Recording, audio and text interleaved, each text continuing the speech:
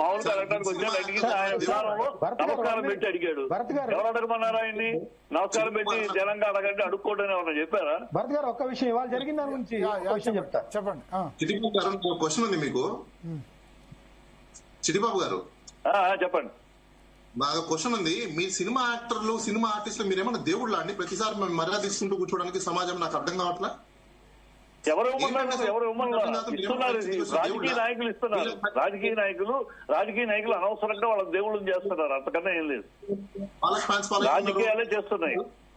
దేశానికి మీ వల్ల సున్నా ఉపయోగం. దేశానికి ఈ యాక్టర్ల వల్ల మా డబ్బులు పోవడం తప్ప నుంచి 800 రూపాయలు 1000 రూపాయలు టికెట్ పెట్టి హరో రామాని మొత్తుకుంటున్నారు.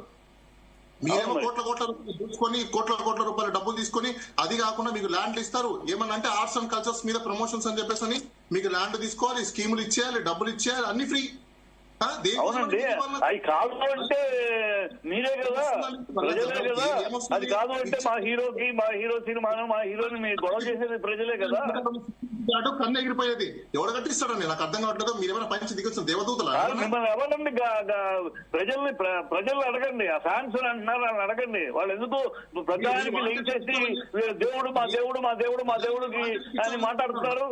మీరు చేస్తున్నారు, దేవుడు ప్రజలు చేస్తున్నారు. సినిమాలు తీసేవాళ్ళు మీరు ఈరోజు జనాల్ని పిచ్చోళ్ళని చేసి కూర్చోబెడుతున్నారు. దేవుడు సినిమా చేస్తున్నామని మీరు చూస్తే చూడకపోతే మూలకొచ్చుతాం. మేమేమి బలవంతం చేయట్లేదు. రండి మా సినిమా చూస్తారా అంటలేదే. మీరు చూడటం మానేయండి. ఎందుకు చూస్తారు? చూసి సూపర్ మా దేవుడు ఎందుకంటారు మీరు? ఒక్కొక్కరిని పవన్ కళ్యాణ్ ముందు బొక్కలు వేయాల్సింది పోయి ఈరోజు పోలీసు వాళ్ళ వెనకాల కూర్చొని సెక్యూరిటీ ఇస్తారా? బీజేపీ ప్రజలు అడగండి.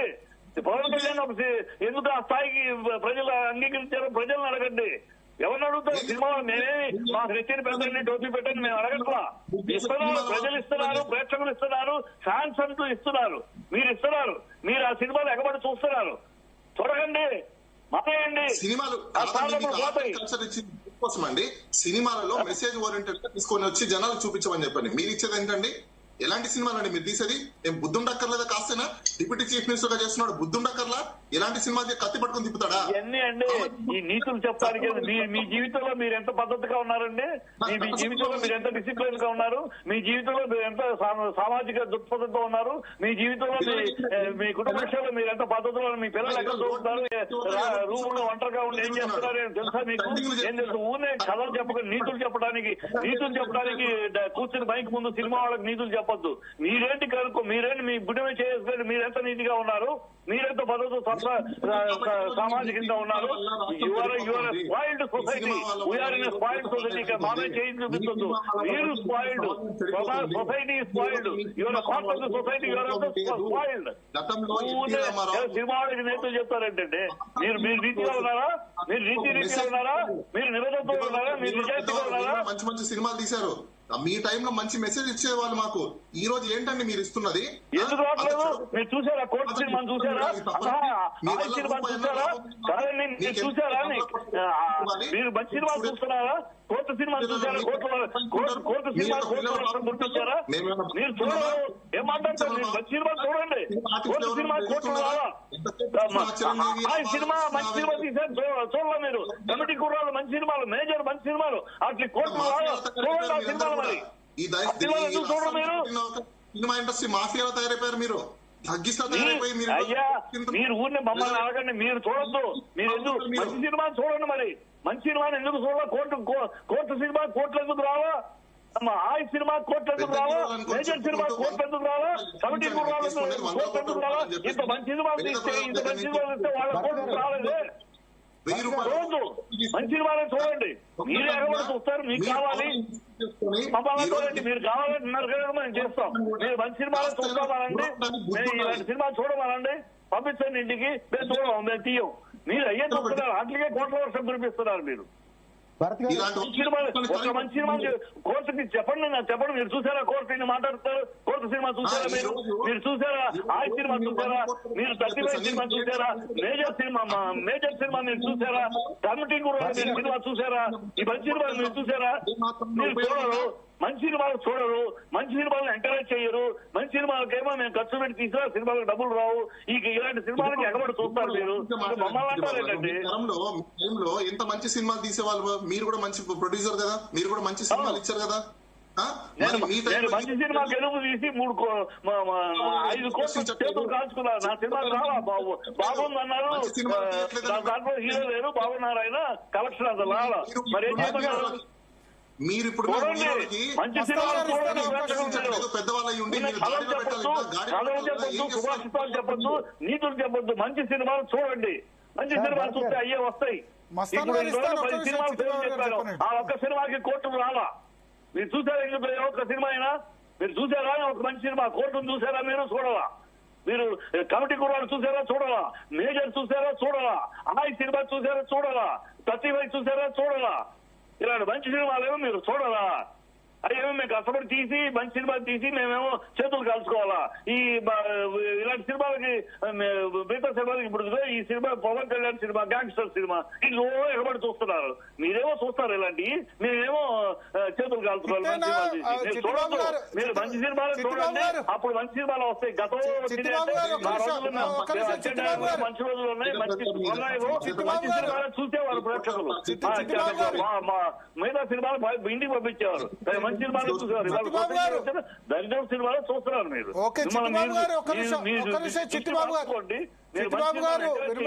నేను చేస్తాం. నేను చెప్పేది మీరు చూసేవాళ్ళేమో దౌర్భాగ్యంగా చెత్త సినిమాలు నెత్తిని పెట్టుకుంటారు, మంచి సినిమాలు. ఒక నిమిషం చిట్టిబాబు గారు, ఓజీ సినిమా చెత్త సినిమా అంటారా? దీన్ని బాగా చూస్తున్నారు అంటారు మీరు? ఆయన అంటున్నారు కదా, అది ఓజీ సినిమా గ్యాంగ్స్టర్ సినిమా, అది మంచి కాదు కదా. మరి ఆ సినిమా ఎగబడి చూస్తున్నారు కదా. మరి చెప్పండి, ప్రేక్షకుల్లో మార్పు రావాలి. ప్రేక్షకుల్లో మంచి సినిమాని చూస్తామనండి, మంచి కథాకథాన్ని ఉంటే గతంలో మేము తీసాం. మేము మంచి స్వర్ణయుగంలో ఉన్నాం. ఏనండి, మేము స్వర్ణయుగంలో పనిచేసాం, ఇప్పుడు పనిచేస్తున్నాం. ఫోన్ చేసి చెప్పారా ఇలాంటి సినిమా తీయమని చెప్పి? ప్రేక్షకులు ఎప్పుడన్నా అడిగారా? మీకు ఆదరించేదాన్ని బట్టి ఉండదు. అడగడండి, తెలియకపోతే మాట్లాడకండి. ఏదో మాట్లాడాలని మాట్లాడలేదు, తెలియకపోతే మాట్లాడదు. వాళ్ళు ఆదరించేదాన్ని బట్టి మన జడ్జిమెంట్ ఉంటుంది.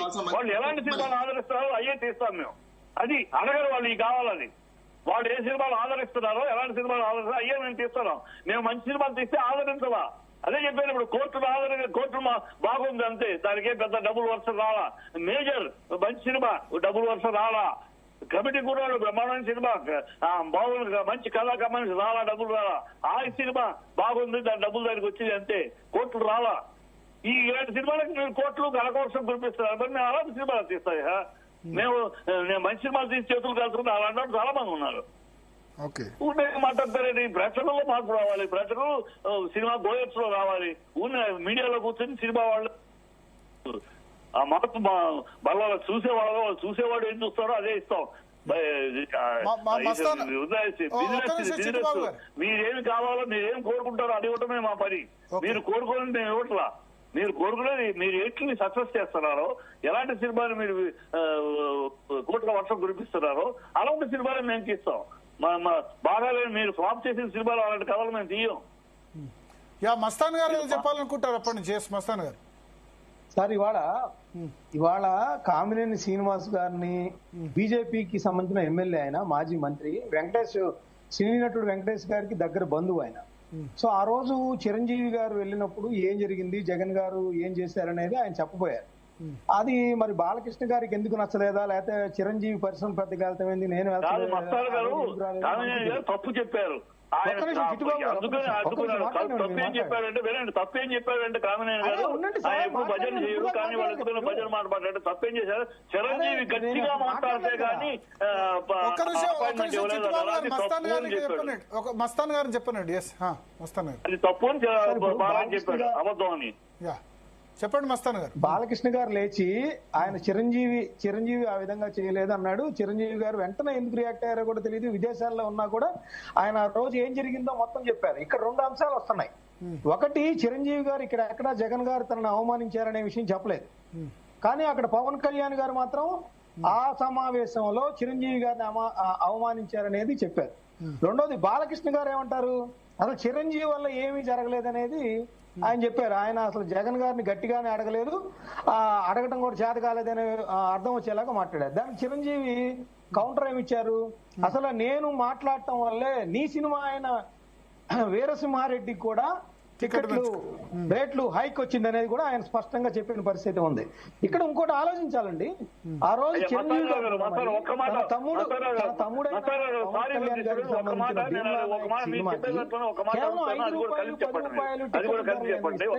ప్రశ్నించలేకపోయారు. ఇదే బాలకృష్ణ, ఇదే చిరంజీవి, ఇదే ప్రభాస్ గారు, ఇదే మహేష్ బాబు గారు తోటి నటుడి సినిమాకి అన్యాయం జరుగుతుంటే పవన్ కళ్యాణ్ గారి సినిమాకి అసలు 5 రూపాయలు 10 రూపాయలు 15 రూపాయలు టికెట్లు పెట్టచ్చా అనే మాట మహేష్ బాబు గాని, ప్రభాస్ గాని, చిరంజీవి గాని, బాలకృష్ణ గాని, లేకపోతే రాజమౌళి గారు గాని, ఇంకా ఆర్ నారాయణమూర్తి గాని ఎందుకు అడగలేకపోయారు జగన్మోహన్ రెడ్డి గారిని? సార్ అట్లాంటి ఆ విధంగా సినిమాని చంపేయద్దు అనేది ఎందుకు పవన్ కళ్యాణ్ గారికి అన్యాయం జరుగుతుంటే మాట్లాడలేకపోయారు? ఈ రోజు ఎవరు చిరంజీవి గారు లెటర్లో గాని, బాలకృష్ణ గారి మాటల్లో అసెంబ్లీలో గాని ఎక్కడా కూడా పవన్ కళ్యాణ్ గారికి సంబంధించిన జరిగిన అన్యాయాన్ని ఎవరు కూడా మాట్లాడలేదు. ఈ రోజు 1000 రూపాయలకి, లేకపోతే పుష్ప సినిమా 300, 500 రూపాయలకి, బాహుబలి సినిమా 500 రూపాయలకి టికెట్లు అమ్ముకుంటున్నారు పెంచి. ఆ రోజు కేవలం 5 రూపాయలకే సినిమా అమ్ముతుంటే, టికెట్ అమ్ముతుంటే తహసీల్దార్లు పెట్టి, తహసీల్దార్లని థియేటర్ల దగ్గర పవన్ పాట ఎన్నాళ్ళు పడతారు? అయిపోయింది. తర్వాత ఇప్పుడు పెంచుకున్నారు ఇష్టం వచ్చినట్టు. ఇది న్యాయమా? ఇది రేట్లు పెంచుకోవడం న్యాయమా? ఇష్టం వచ్చినట్టు బ్లాక్స్ లో టికెట్లు అమ్మటం బెనిఫిషియల్ న్యాయమా? ఇది మంచిదా? అది కాదని అందరూ అంటున్నారు. మరి వాళ్ళు అమ్ముకుంటున్నారు. అది బ్లాక్ లో టికెట్ అమ్మితే థియేటర్ లో జైల్లో పెడతారు, పోలీసులు తీసుకెళ్తారు. ఇక్కడేమో బ్లాక్ లో అమ్ముకోమని బెనిఫిషియల్ ఎన్ని రేట్లు పెంచుతున్నారు. ఇది బాలయ్య ఎప్పుడు అబ్జెక్షన్, బాలయ్య ఎప్పుడు ఇవాళ కాదు మొదటి నుంచి చెప్తారు మన టికెట్ పెట్టద్దు, ఎక్కువ రేట్లు పెట్టద్దు, మన దేవుళ్ళు అంటాను. వినండి.